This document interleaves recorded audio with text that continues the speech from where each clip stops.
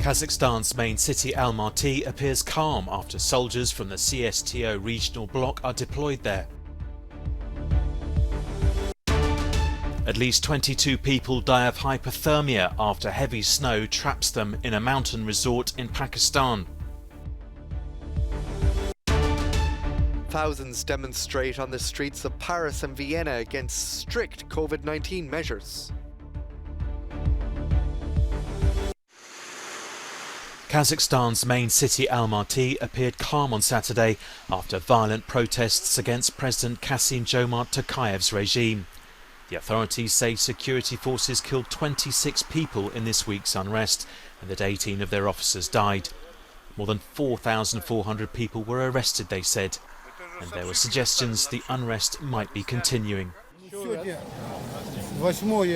Today, on January the 8th at 8 a.m, my car was shot at.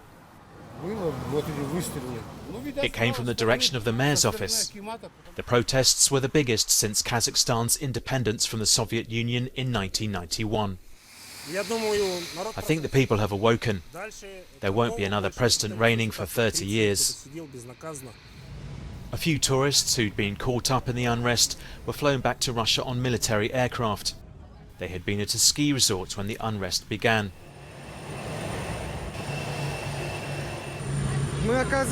We arrived here for the New Year holidays.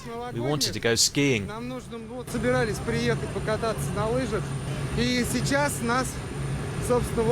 And now we are being transferred back to Russia by a military plane. Most probably there are no other ways. Meanwhile, soldiers from Belarus flew in on Saturday as part of the Collective Security Treaty Organization's deployment to Kazakhstan. Russia and 4 other former Soviet republics have sent forces to the country to stop the unrest.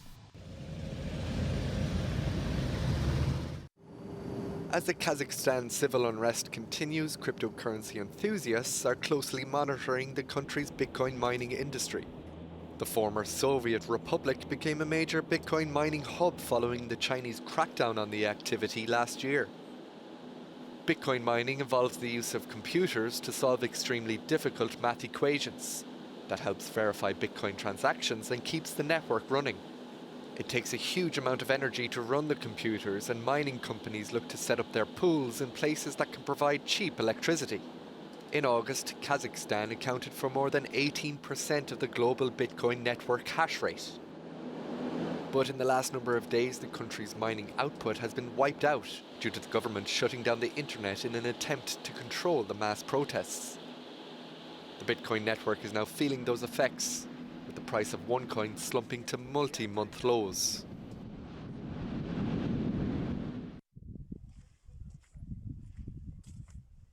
At least 22 people have died in Pakistan's mountain resort town of Murree after heavy snow trapped them in their vehicles. A police spokesman said 8 of the victims were from the family of police officer Naveed Iqbal. Most of the victims died of hypothermia, officials said. Temperatures had fallen to -8 degrees Celsius in the popular winter resort. A doctor involved in the rescue effort said that after evacuating all of the stranded tourists from their cars, the death toll included 10 men, 10 children and 2 women. On Saturday, Interior Minister Sheikh Rashid Ahmed said thousands of vehicles had been pulled from the snow, but more than 1,000 were still stuck in the area. More than 1.2 metres of snow fell in the area overnight, and all incoming traffic has been stopped. The minister also said paramilitary troops and a special military mountain unit had been called in to help.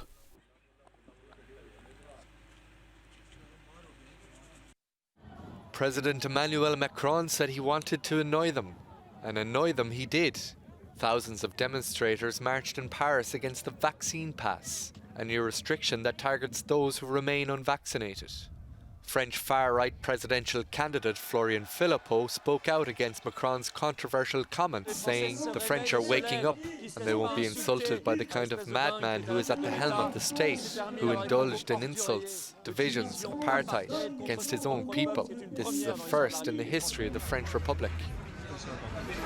One protester said, "I'm here to support my friends who are not vaccinated, and I will be there until the end. Vaccinated or not vaccinated, we are all the same." In Austria, opponents of COVID-19 measures met once again in Vienna to voice their anger against compulsory vaccination requirements, which is planned to be implemented in February. Thousands of people formed a mass rally at Heldenplatz in the city centre.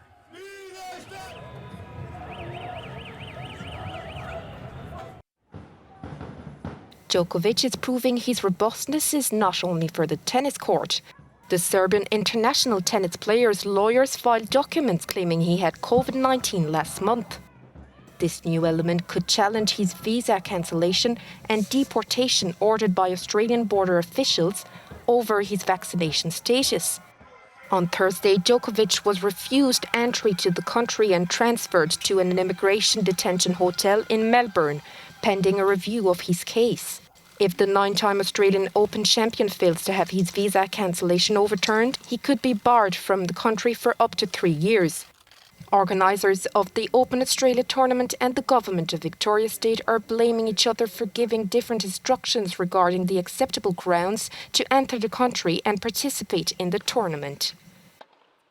The Australian Open begins on January 17. More environmental protests have taken place in Serbia on Saturday.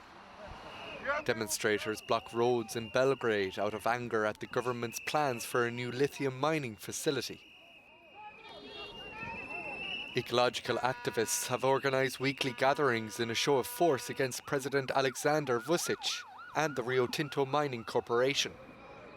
One protester said the situation in Serbia with regards to the environmental protection has got completely out of hand, because there is not a single place in Serbia that local or international investors are not devastating. Rio Tinto's Jadar project was the drop that made the cup run over. Another protester said, "We came here to block the road with our own bodies to send a message that we are not prepared to sell out our own country, to let it get polluted, to sacrifice for the profit of foreign multinational companies, something that is ours, that our ancestors' blood was spilled protecting." There are fears that mining for lithium, a material used for cars and batteries, would destroy parts of Serbia's farmland, ecosystem and water supply. Environmental issues, especially air pollution, remain an obstacle for Serbia in joining the European Union. This is me, reporting the news at the CES conference in Las Vegas. That's my cameraman, he's a robot. He makes some rather unorthodox shots, but then he's just following my hands. I can't blame him for that. This lady's making our new friend work even harder. The theme on the Ducey stand in Las Vegas is about humans and robots working together. The developers hope to prove that when it comes to robots, humans have nothing to fear. They can do tasks like picking apples or stacking boxes, work that lots of people don't want to do. But they're not here to replace us, just to make our lives a little easier. So, industrial robots should not be together with human because it has to be fenced. But collaborative robot has its link has a torque sensor, highly sensitive. So when you touch the robot, it just automatically stops. And for a lot of people, that's a relief. Lifelike robots just can freak us out. Like this one by Hyundai. He's had enough.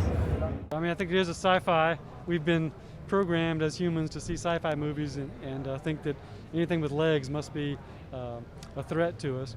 But it's interesting, you don't see that same perspective from robots on wheels.